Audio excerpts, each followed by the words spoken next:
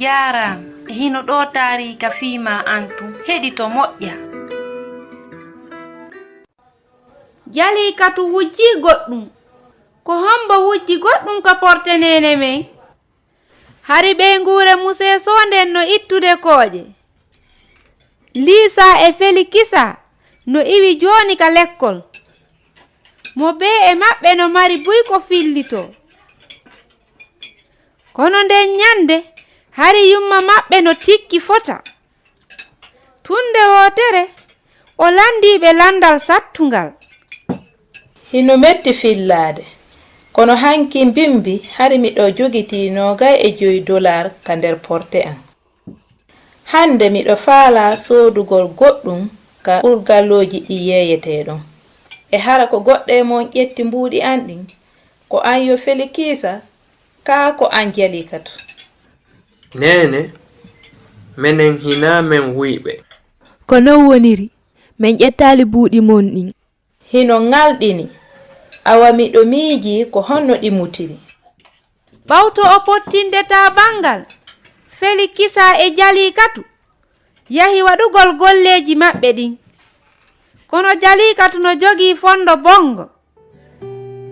Himo famina himo nawni, sabu ko kanko woni ko ƴetti kaalisiji ɗin ka portenene makko. E si tawno non mi wujjali ɗin mbuuɗi, hara nene an okkoray no lam mbuuɗi ko mi sooda koɗe noppi. E ko hanno nene an okkammi ɗin mbuuɗi ko mi sooda koɗe noppi ɗen. Mi luɓiɗi tun, mi jonnito yayɗi nyande goo. Kono ɗimmijoji deƴƴinali fondo makko ngon. Neɓaali ka wattu fayɓe ɓen. Ɓe yewtuno fii nguyka. Kitabul Muqaddasiyon no wi wonde nguyka ko junubu. Junubu no wahiwa maadi.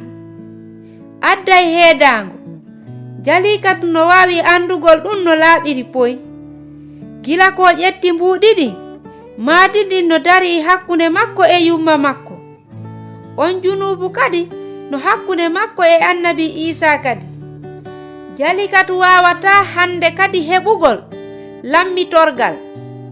Fii ko feni kon ko ɓe ittayno kooƴe, ko ɗum kadi ɓuri bonnude muradu ndun. Hari weltare wo alaka nder ɓernde makko e nder nyallal ngal fof. Wurin hay o weltaki fii koɗe noppi ɗen. Ɗenɗe o suuɗuno ka ley buutu. Fewndo ko o yehi fii walagol. E on jemma o fuɗɗi wullugol. Jalikatu ko honnu waɗi? Ko min woni ko wujji kaalisiji mon ɗin.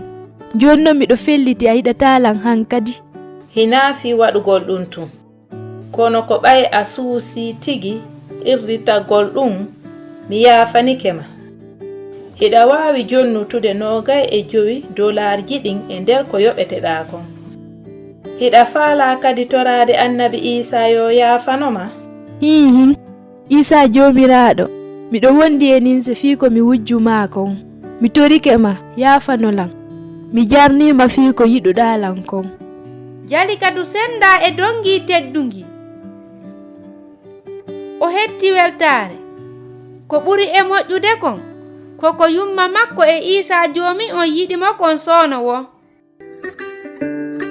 Ko Husainatu wonno e yewtudema. Mi weltanike ma fii ko heɗitiɗa kon. Hiɗen e saayi.